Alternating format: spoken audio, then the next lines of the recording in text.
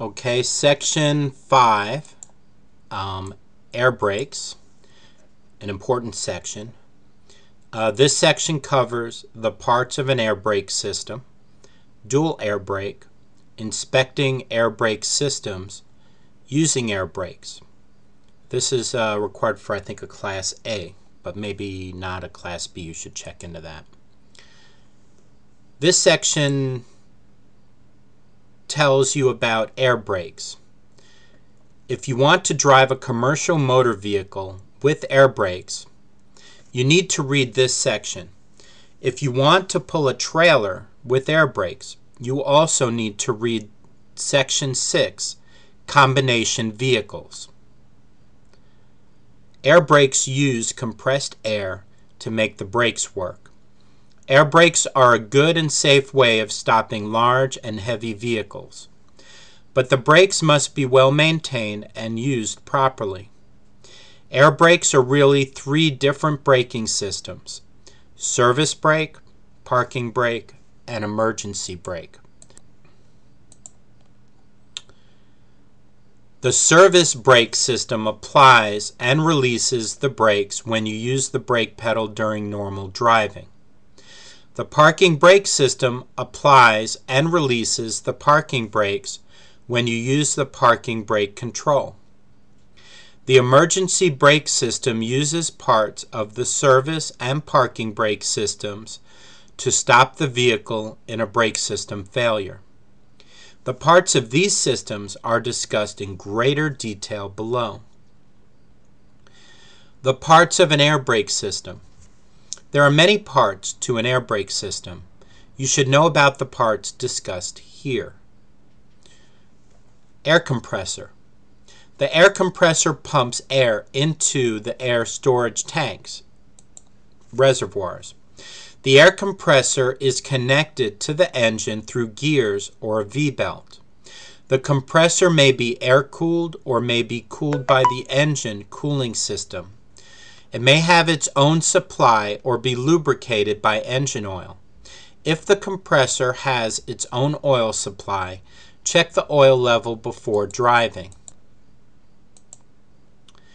Air compressor governor. The governor controls when the air compressor will pump air into the air storage tanks. When air tank pressure rises to the cutout level, around 125 pounds per square inch, or PSI, the governor stops the compressor from pumping air. When the tank pressure falls to the cut-in pressure, around 100 PSI, the governor allows the compressor to start pumping again. So there's air compressor governor. Air storage tanks. Air storage tanks are used to hold compressed air. The number and size of the air tanks varies among vehicles. The tanks will hold enough air to allow the brakes to be used several times, even if the compressor stops working. Air compressor governor, air storage tanks. Air tank drains. Compressed air usually has some water and some compressor oil in it, which is bad for the air brake system. For example, the water can freeze in cold weather and cause brake failure. The water and oil tend to collect in the bottom of the air tank. Be sure that you drain the air tanks completely. Each air tank is equipped with a drain valve in the bottom. There are 2 types. Manually operated by turning a quarter turn or by pulling a cable. You must drain the tanks yourself at the end of each day of driving. See Figure 5.1. Automatic. The water and oil are automatically expelled. These tanks may be equipped for manual draining as well. Automatic air tanks are available with electric heating devices. These help prevent freezing of the automatic drain in cold weather. Alright, so we did air compressor governor, air storage tanks, air tank drains, alcohol evaporator.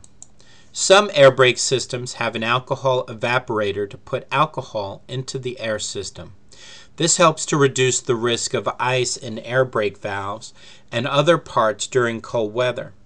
Ice inside the system can make the brakes stop working. Check the alcohol container and fill up as necessary every day during cold weather. Daily air tank drainage is still needed to get rid of water and oil unless the system has automatic drain valves. Air compressor governor, air storage tanks, air tank drains, alcohol evaporator, safety valve. A safety relief valve is installed in the first tank the air compressor pumps air into.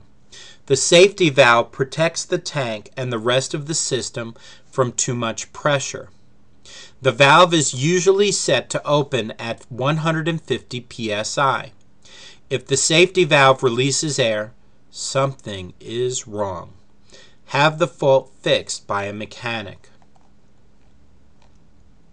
Air compressor governor, air storage tanks, air tank drains, alcohol evaporator, safety valve, the brake pedal.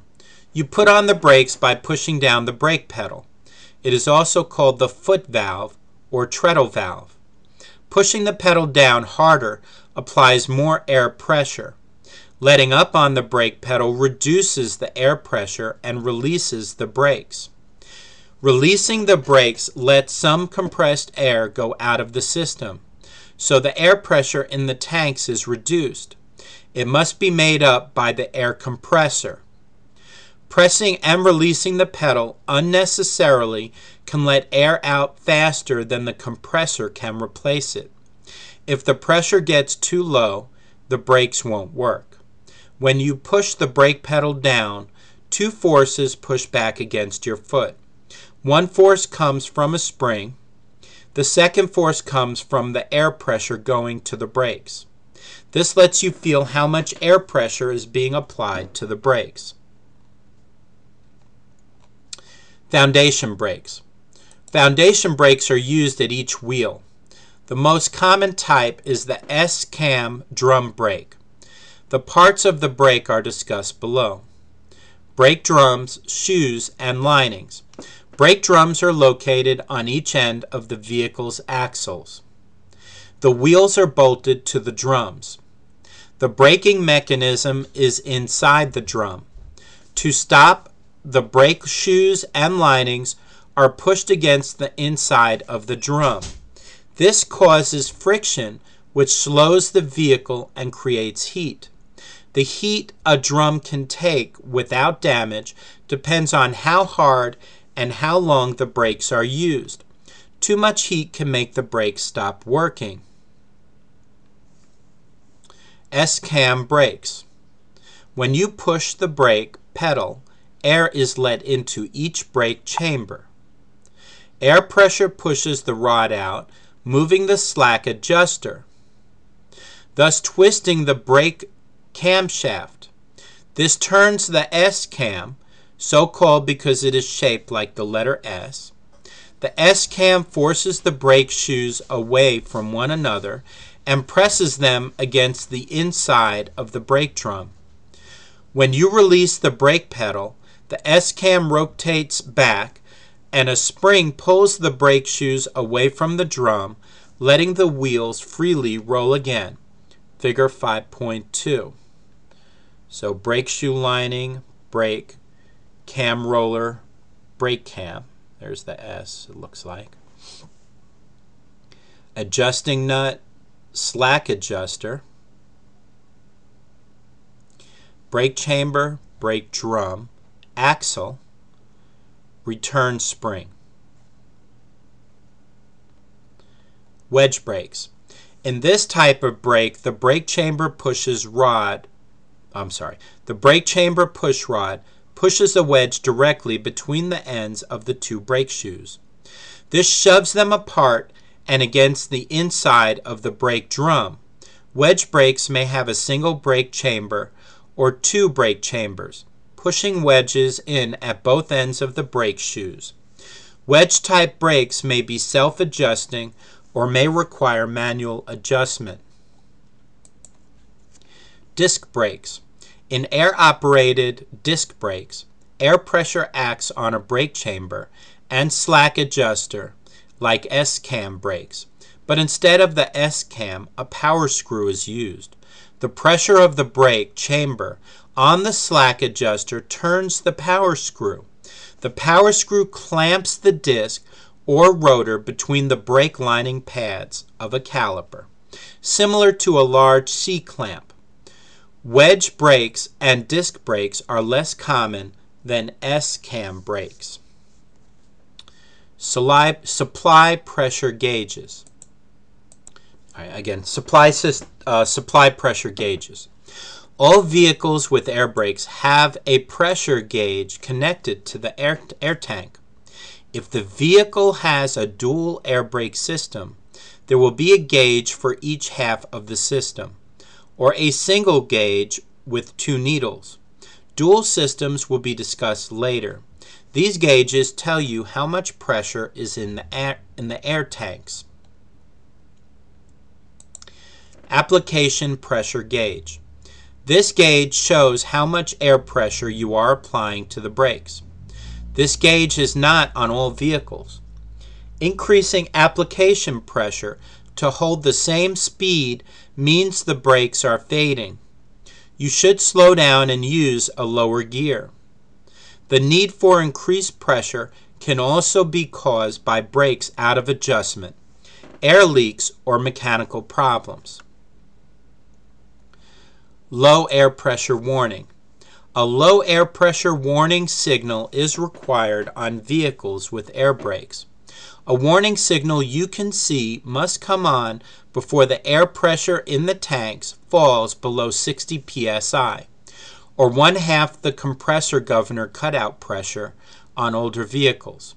The warning is usually a red light. A buzzer may also come on. Another type of warning is the wigwag.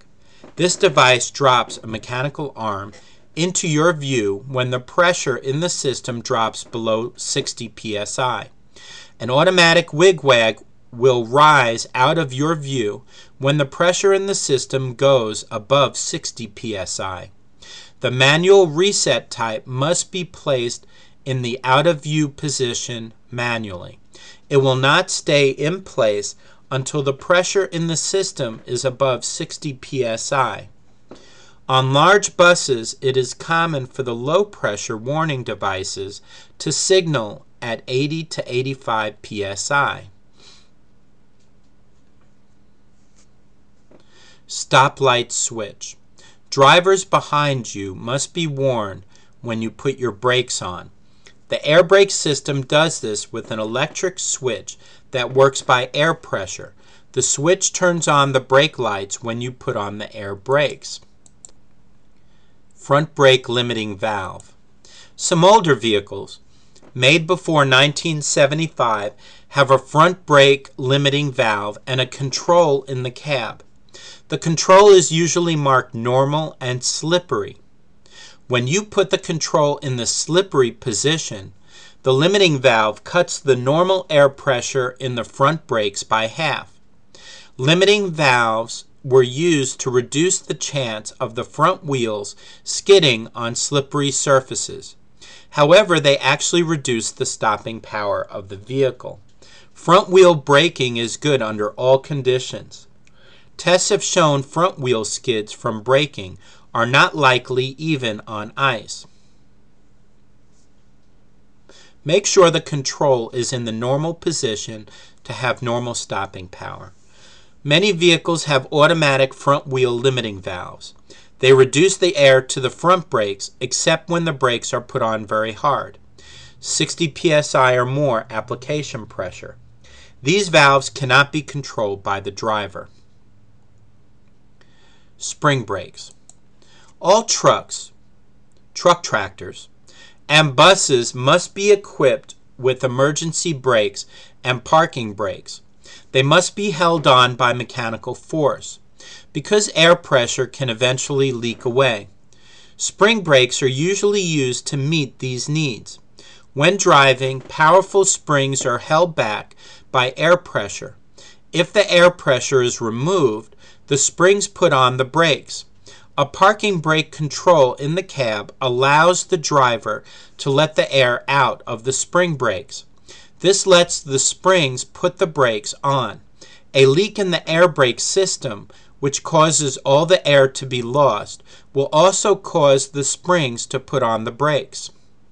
Tractor and straight truck spring brakes will come fully on when air pressure drops to a range of 20 to 45 psi, typically 20 to 30 psi. Let's see, tractor and straight truck.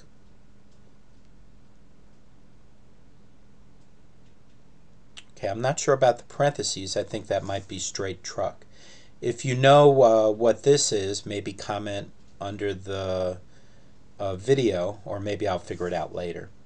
All right, tractor and straight truck spring brakes will come fully on when air pressure drops to a range of 20 to 45 psi, typically 20 to 30 psi. Oh, this is the most often range. Do not wait for the brakes to come on automatically.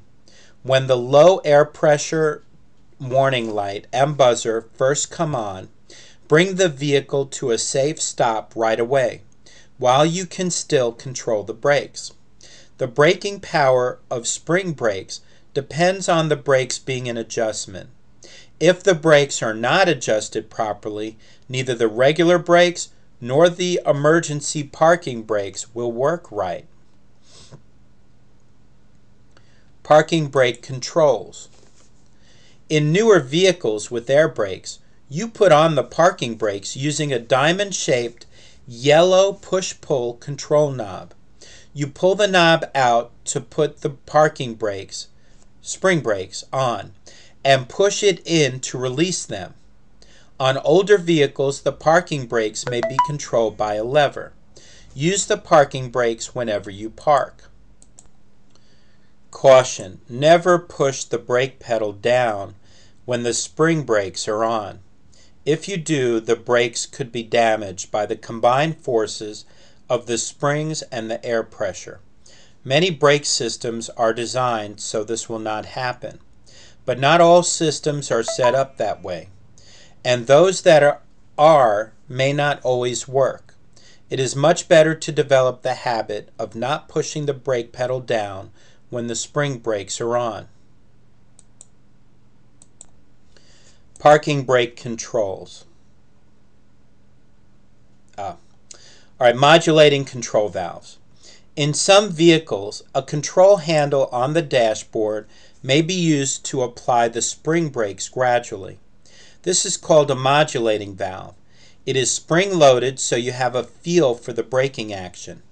The more you move the control lever, the harder the spring brakes come on. They work this way so you can control the spring brakes if the service brakes fail. When parking a vehicle with a modulating control valve, move the lever as far as it will go and hold it in place with the locking device. Let's see, figure 5.3 goes with the next one. All right, dual parking control valves.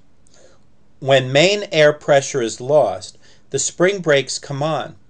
Some vehicles, such as buses, have a separate air tank which can be used to release the spring brakes. This is so you can move the vehicle in an emergency. One of the valves is a push-pull type and is used to put on the spring brakes for parking. The other valve is spring-loaded in the out position. When you push the control in, air from the separate air tank releases the spring brakes so you can move. When you release the button, the spring brakes come on again. There is only enough air in the separate tank to do this a few times. Therefore, plan carefully when moving. Otherwise, you may be stopped in a dangerous location when the separate air supply runs out. Tractor protection valve and emergency trailer brake operation. Tractor protection valve provides air supply. Closes automatically if air supply drops when driving. The parking brakes, when applied, close the tractor protection valve and set the spring brakes at the same time. Emergency spring brake release, pull to apply. Brakes release, pull to apply, push to hold. Tractor protection, pull to apply. Blue, push and hold. Parking brakes, pull to apply. Yellow, push to release. Red, push to release. Okay, anti-lock braking systems. Truck tractors with air brakes built on or after March 1st, 1997, and other air brakes vehicles, trucks, buses, trailers, and converter dollies built on or after March 1st, 1998, are required to be equipped with anti-lock brakes. Many commercial vehicles built before these dates have been voluntarily equipped with ABS. Check the certification label for the date of manufacture to determine if your vehicle is equipped with ABS. ABS is a computerized system that keeps your wheels from locking up during hard brake applications. Vehicles with ABS have yellow malfunction lamps to tell you if something isn't working. Tractors, trucks, and buses will have yellow ABS malfunction lamps on the instrument panel. Trailers will have yellow ABS malfunction lamps on the left side, either on the front or rear corner. Dollies manufactured on or after March 1st, 1998 are required to have a lamp on the left side. On newer vehicles, the malfunction lamp comes on at startup for a bulb check and then goes out quickly. On older systems, the lamp could stay on until you are driving over 5 miles per hour. If the lamp stays on after the bulb check or goes on once you are underway, you may have lost ABS, anti-lock braking system control, at one or more wheels. In the case of towed units manufactured before it was required by the Department of Transportation, it may be difficult to tell if the unit is equipped with ABS. Look under the vehicle for the electronic control unit, ECU, and wheel speed sensor wires coming from the back of the brakes. ABS is an addition to your normal brakes. It does not decrease or increase your normal braking capability. ABS only activates when wheels are about to lock up. ABS does not necessarily shorten your stopping distance, but it does help you keep the vehicle under control during hard braking. Subsection 5.1, test your knowledge. 1.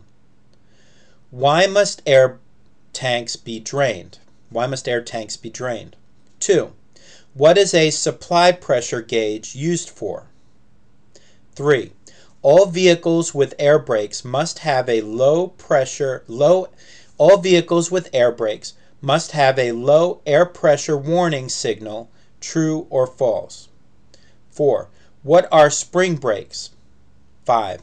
Front wheel brakes are good under all conditions, true or false? 6. How do you know if your vehicle is equipped with anti-lock brakes? These questions may be on your test. If you can't answer them all, reread subsection 5.1.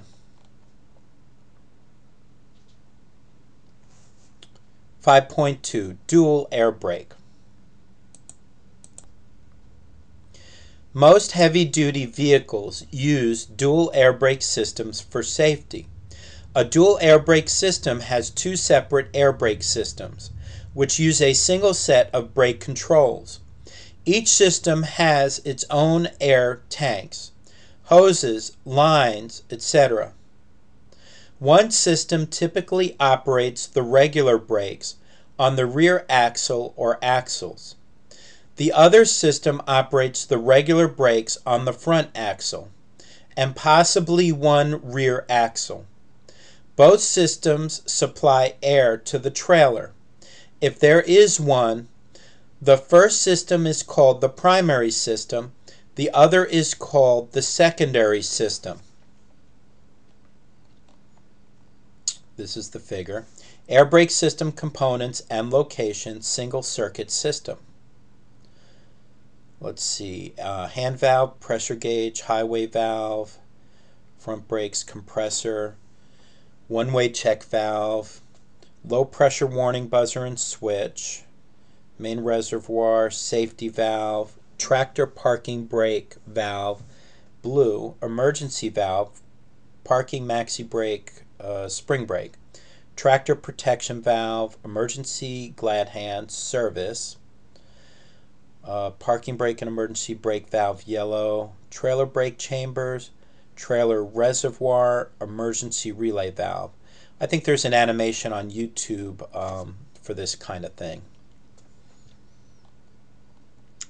Alright, before driving a vehicle with a dual air system, allow time for the air compressor to build up a minimum of 100 psi pressure in both the primary and secondary systems.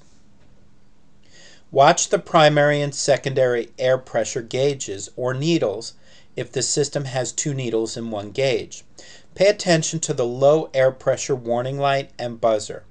The warning light and buzzer shut off when air pressure in both systems rises to a value set by the manufacturer. This value must be greater than 60 psi. The warning light and buzzer should come on before the air pressure drops below 60 psi in either system. If this happens while driving, you should stop right away and safely park the vehicle. If one air system is very low on pressure, either the front or the rear brakes will not be operating fully. This means it will take you longer to stop, bring the vehicle to a safe stop, and have the air brake system fixed. Air brakes system fixed.